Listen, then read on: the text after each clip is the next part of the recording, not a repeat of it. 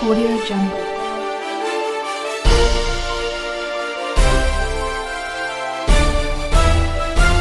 Audio Jungle. नमस्कार दर्शक पवित्र चलतु जाणी आज दिन सबकि टॉप न्यूज अपडेट देश विदेश आरंभ कर ओडिशार समस्त गुरुत्वपूर्ण खबर जानीपर आज भिडियो न्यूज देखा पूर्व आपण मान अनुरोध आपण मैंने प्रत्येक दिन 45 मिनट व्यायाम करूँ निज स्वास्थ्यर जत्न नियंतु आमको हृदय भल पाते न्यूज लाइक कर चैनल को सब्सक्राइब कर दिंतु चलतु नजर पकेबे आज प्रथम खबर पर आज प्रथम खबर हॉस्पिटल डिस्चार्ज हेले मुख्यमंत्री पत्नी एसबी मेडिकल कॉलेज रे चिकित्सा होता मुख्यमंत्री मोहन चरण माझी पत्नी प्रियंका मोरांडी सुस्थ हो मेडिकल डिस्चार्ज होती SB medical college hospital surgery विभाग प्रोफेसर डायल बी गौरी ए अस्त्रोपचार करते गत 21 दिन धरी एसबी मेडिकल सर्जरी विभाग में आडमिशन कर अस्त्रोपचार कर सर्जरी विभाग स्वतंत्र कैबिन रखा चिकित्सा कर तेज से सुस्थ होगापर मेडिकल डिस्चार्ज कर एसबी मेडिकल पक्ष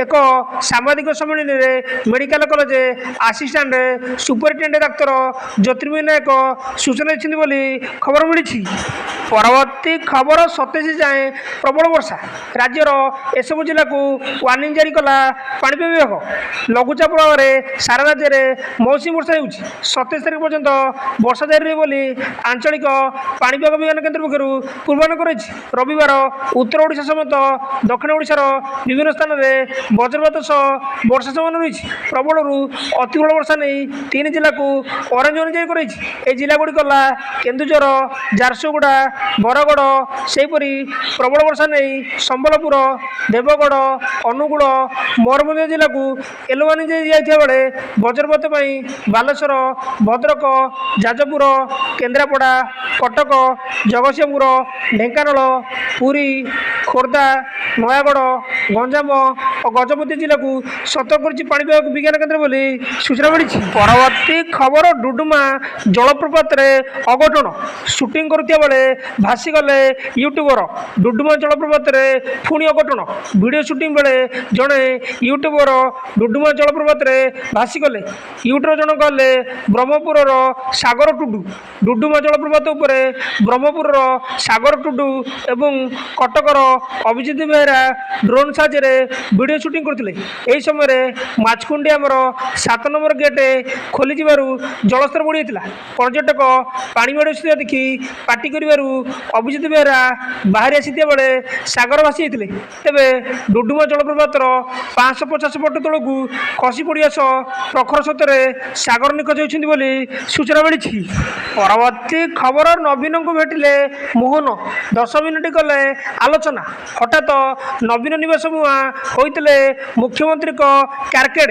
सुस्थ हो फेरी नवीन पट्टनायक को भेटापी नवीन निवास पहुंची मोहन मुख्यमंत्री पहुँचु पहुँचु करमर्दन कर स्वागत करते नवीन सामना सामनी हो बसी ड्रॉइंग रूम रे प्राय 10 मिनिट धरी आलोचना कर उभय नेता नवीन स्वास्थ्य अवस्था केमी अच्छी पचारि बुझी मुख्यमंत्री उत्तर में नवीन पट्टनायक कहते सुस्थ अनुभव कर सूचना मिली परवर्ती खबर राजधानी 4 कोटी मारिजुआन जबत प्रेमी जुगल अटक राजधानी 4 कोटी मारिजुआन जबत बैंकक भुवनेश्वर चोराचालान करिया बेले धरा पड़े प्रेमी जुगल बांधिला कस्टम विभाग भुवनेश्वर विमान बंदर प्राय 4 कोटी टंकार मारिजुआन जबत कर डीआरआई जड़े युवक और जड़े युवती को अटक रखी पचराउचरा कर पुलिस सूचना मुताबक 2 जन युवक युवती बैंकक विपुल परिमाणर मारिजुआन भुवनेश्वर को चालान करुले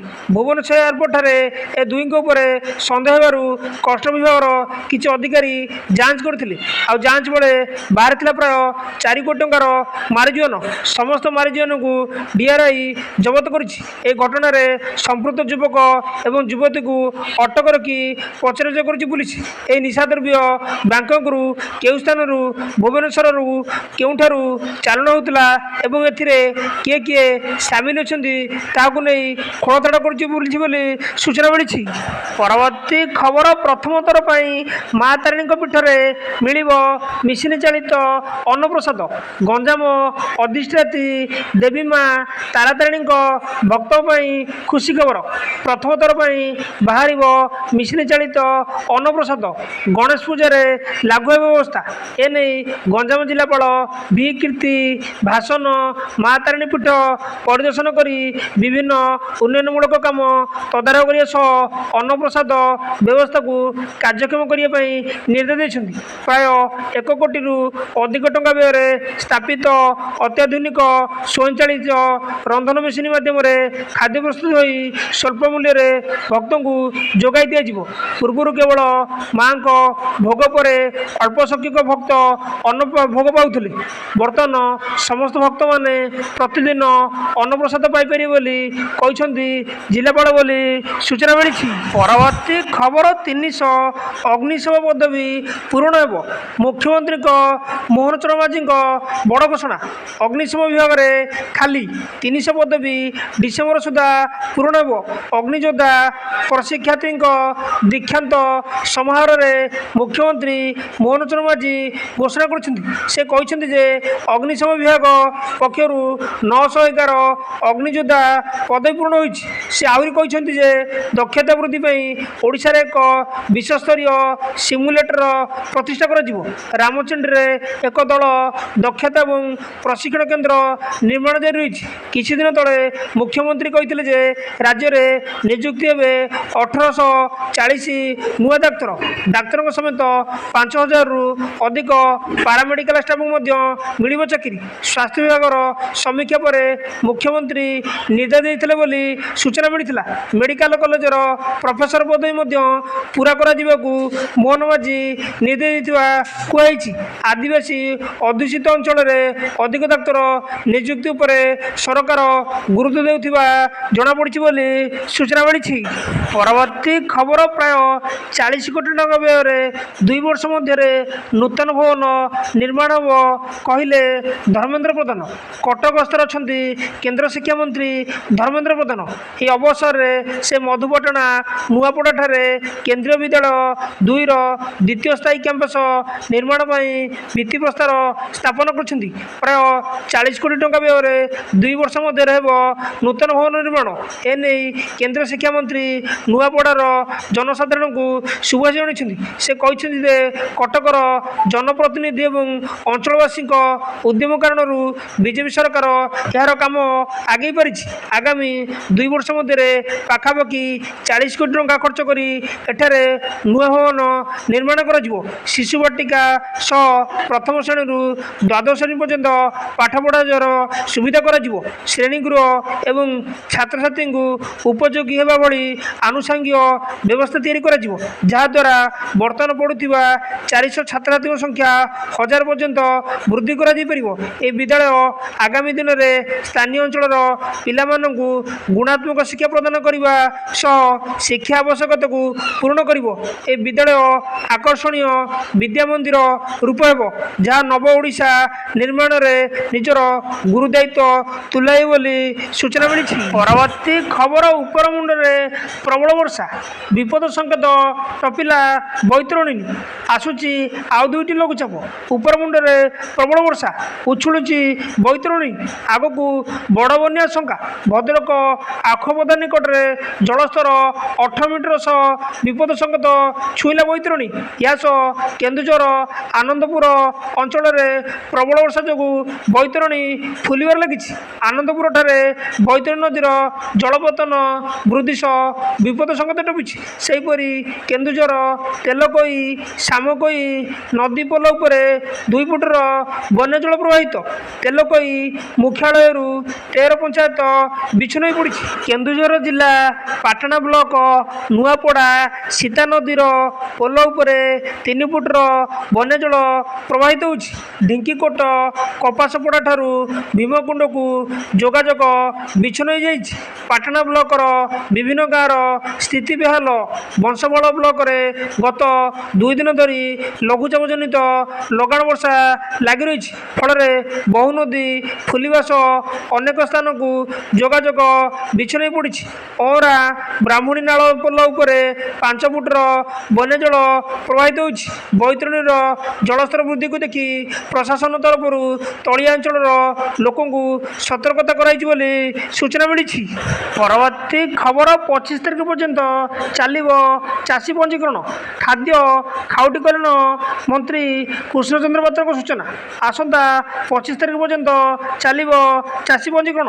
जातीय स्पेस डे दिवस में पठाणी सामंत प्लानेटोरियम रे आयोजित कार्यक्रम में पहुंची ए घोषणा करछन्ती मंत्री कृष्णचंद्र पात्र। चाषी पंजीकरण समय सीमा 25 तारिख बढ़ाई जाइए। बर्तमान सुधा 17 लाख चाषी पंजीकरण कर आगक 25 तारिख भितर 20 लाख चाषी पंजीकरण करेंगे आशा करथिबा मंत्री कहते सूचना मिली। परवर्ती खबर खोलिला हीराकुद डैमर 4टी गेट। उपर मुंडे वर्षा जो फुली महानदी। प्रथम पर्यायर हीराकुद डैमर 4टी गेट खोलाई। जलभंडार बाम पार्श्वर 3टी और डाहाण पार्श्वर गोटे खोलाई। बर्तमान हीराकुद जलभंडार जलस्तर 620 फुट रही। प्रति सेकेंड्रे 2,43,831 क्यूसेक जल प्रवेश करुच्ची। महानदी भितर को न जावाकू सतर्क सूचना जारी करुच्ची हीराकुद नदीबंध कर्तृपक्ष बोली सूचना मिली। परवर्ती खबर अमेरिका को डाक सेवा बंद। एणिकी डाकरे अमेरिका को पार्सल पठाइबा कष्टकर हो पड़ो। कारण भारतर डाक विभाग आसंता 25 तारिख अमेरिका को डाक सेवा को अस्थायी भाव में बंद करने को निष्पत्ति नहीं। अमेरिका सरकार द्वारा सांप्रति जारी होता कार्यनिर्वाही निर्देश नंबर 14324 जो यह पदक्षेप नहीं। निर्देश अनुଯାयी अगस्ट 29, 2025 रु $800 पर्यंत सामग्री उपर शुल्क मुक्त छाड़ को उच्छेद कराई। बर्तमान अमेरिका को पठाउथिबा समस्त जिनिस उपर कस्टम शुल्क लागू हेबो।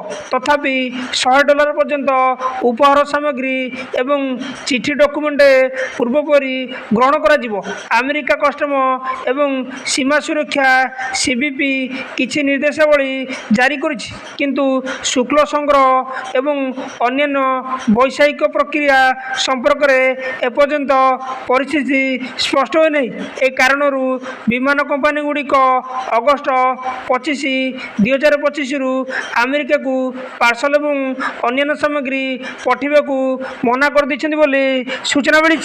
परवर्ती खबर श्रीमंदिर परिसर स्तन्यपान गृह। सूचना देले श्रीमंदिर प्रशासन।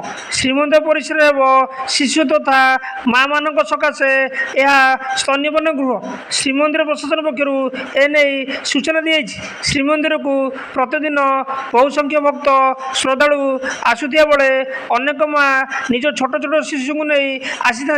विशेषकर स्तन्यपान उपर निर्भरशील शिशु एवं माँ मान आवश्यक को नजर रखी श्रीमंदिर परिसर में एक स्वतंत्र स्तन्यपान गृह करा योजना होती। श्रीमंदिर मुख्य प्रशासक डॉक्टर अरविंद पाड़ी, विदायी आरक्षी अधीक्षक पिनाकी मिश्र, नीति प्रशासक जितेंद्र साहू, वरिष्ठ सुपरभाइजर बक्सी प्रतिहारी, सरकारी प्रशिक्षिका शुभश्री सुचिस्मिता एवं अन्य अधिकारी ए संबंध में आलोचना करी ए स्वतंत्र गृह स्थापन पर स्थान निरूपण कर।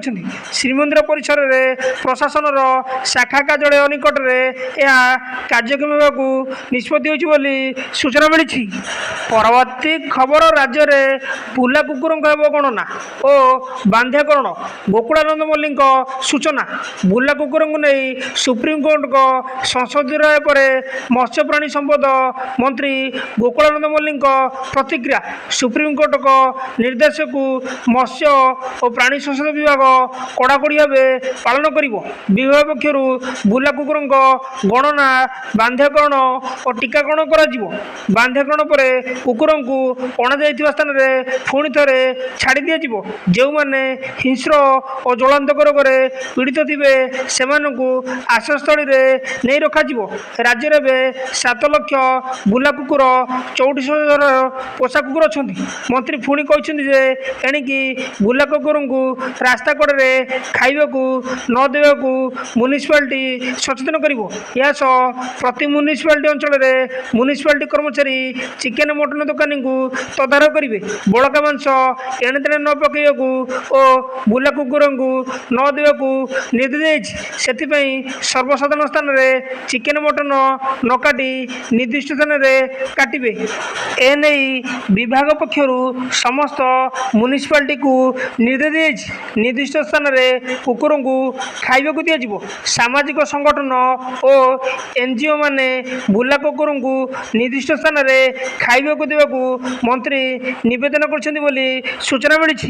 ନ୍ୟୁଜ୍ଟି ଏଇଠି ସମାପ୍ତ ହୋଇଛି। ନ୍ୟୁଜ୍ଟି ଭଲ ଲାଗିଥିଲେ ଆପଣମାନଙ୍କୁ ଅନୁରୋଧ ନିହାତି ଭାବେ ନ୍ୟୁଜ୍ ଗୋଟେ ଲାଇକ୍ କରି ଚ୍ୟାନେଲକୁ ସବସ୍କ୍ରାଇବ୍ କରିଦିଅନ୍ତୁ ଆଉ ଆପଣଙ୍କ ସ୍ୱାସ୍ଥ୍ୟର ଯତ୍ନ ନିଅନ୍ତୁ। ଧନ୍ୟବାଦ।